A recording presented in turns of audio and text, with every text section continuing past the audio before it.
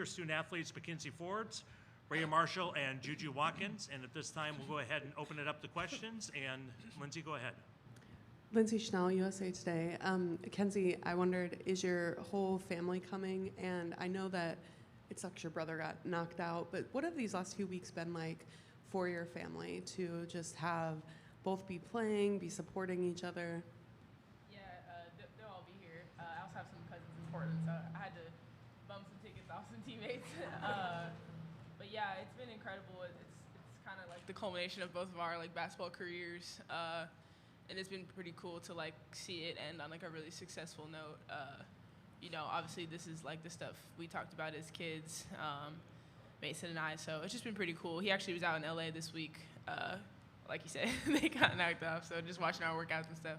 But yeah, it's been really cool, and just that support system of our family. Obviously, you can probably tell like it means a lot to us. They're always showing out. So. In the back. Hi. Oh, hi. Kyra Buckley with Oregon Public Broadcasting, the local NPR affiliate. Thank you all so much for being here and taking my question.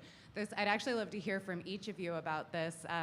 We're in our last season of the Pac-12, and you are one of the teams representing the Pac-12 in the Sweet 16.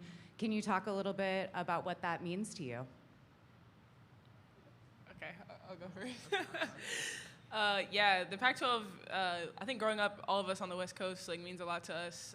You know, that was the channel I was always watching in high school, like, hoping to be at that level. So just to be a part of it in this last year and for all of us to be doing so well and to take the tournament championship for the last one, I think means a lot.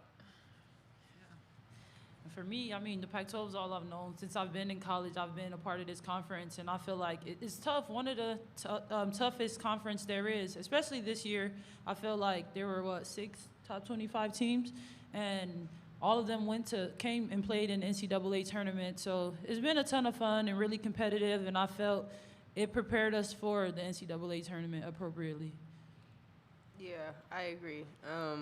It's my first year, and I've loved the conference so far. Like Rayah said, it definitely has prepared us for what's to come, and yeah. So I'm glad I was able to be a part of it for my first and the last year of it.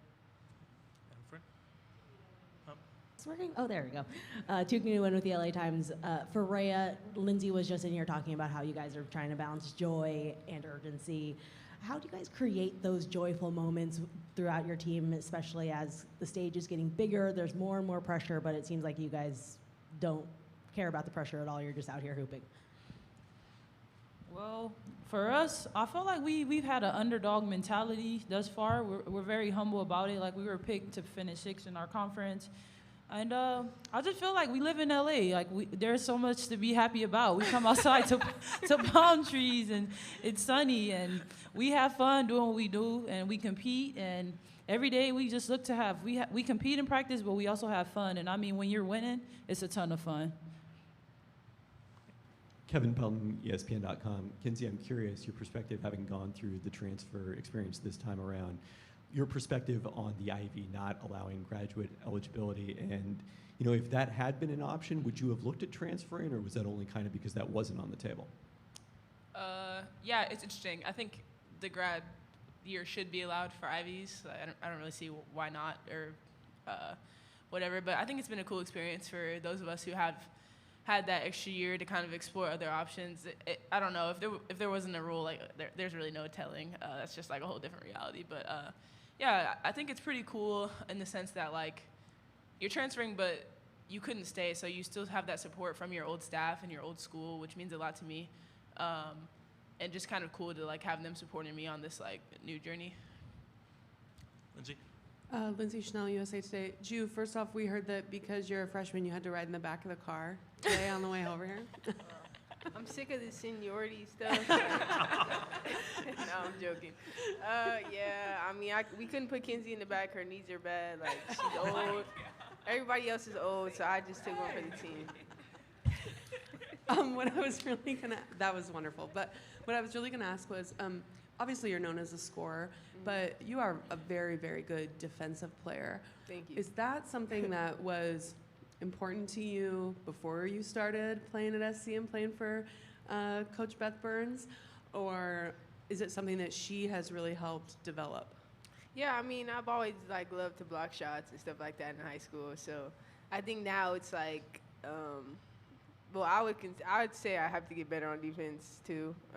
Coach B is always on my butt about it, but pause. But I just think, sorry, I just, I just try to be the best for my team and really just help defensively. Yeah, because I mean, it's just important, so yeah. Tuking with the LA Times again. JuJu, just following off of that, just what's it been like working with Coach B and kind of learning her defensive gospel? That's like her thing. Yeah, I mean, she always wants us to get better. I feel like she's never satisfied. Like she just always wants us to be a step better, and we really appreciate that because we do feel like defensively you can always be better, and she pushes us to be great. Vicky Fulkerson from the New London Day in Connecticut.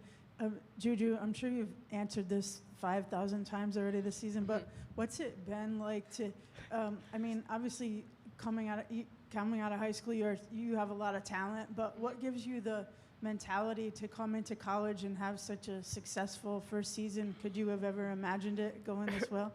Yeah, I would just say, I just think that just me making the decision to stay home and the great environment that I'm in and my teammates always pushing me to be better. Everybody just wants the best for me, and I think that has allowed me to really strive to be great and be in a place where I feel accepted. And I wouldn't say comfortable, but I just feel like I'm able to be the best version of myself, and that's really helped me in my progress so far.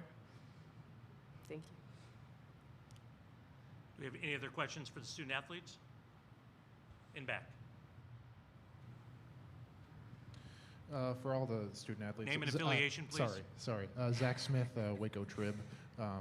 For all of you, what are you expecting from Baylor? What challenges do they present that you're looking out for?